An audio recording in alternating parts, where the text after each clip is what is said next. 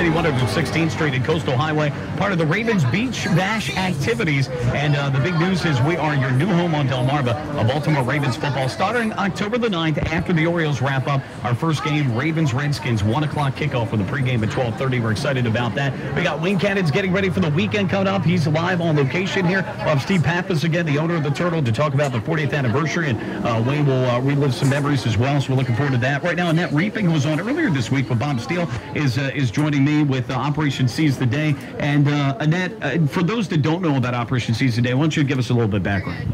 Well, let me tell you about our mission.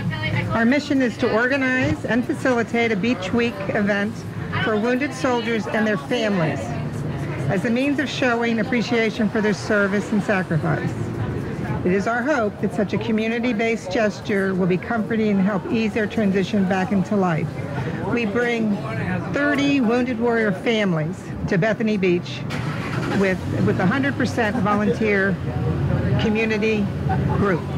Houses are donated, the businesses all stay open for them, meals. It's a free week's vacation for these families that need to bond and come back together after the tragedy in their lives.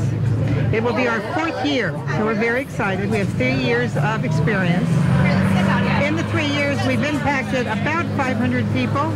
And this year, with this year's event, it'll be 650 people that the Bethany Beach and surrounding community will have helped. We received wonderful notes back to them that their experiences here last longer. They especially appreciate a family portrait on the beach, which they hang in a very prominent place in their homes. And when they're having a bad day, a bad week, something going on, they'll look back and their minds go back to a wonderful, relaxing time.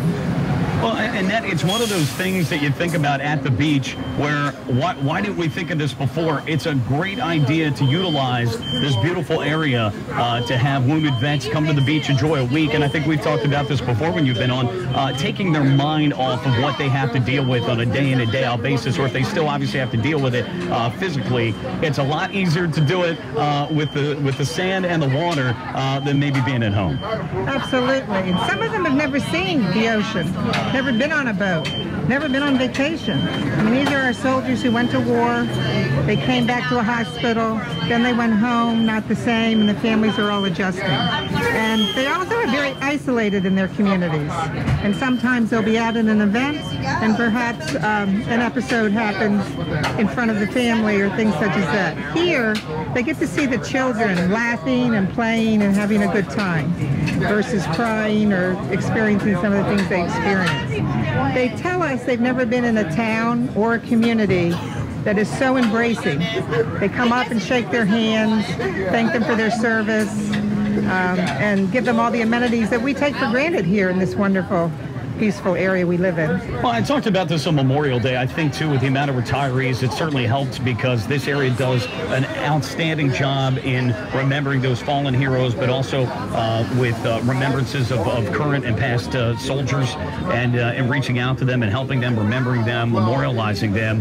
And so with something like this, it doesn't shock me of the great outreach by the community. Oh, we got the Ravens band in the background there. But for our listeners, what do they need to know? How can they help with Operation Seize the Day, whether it's this year or looking forward to next year? Well, the dates of Operation Seize the Day this year is September 6th through the 11th. On Friday evening, we will have the motorcade, as we always have, so we can give them a good old-fashioned hometown heroes welcome.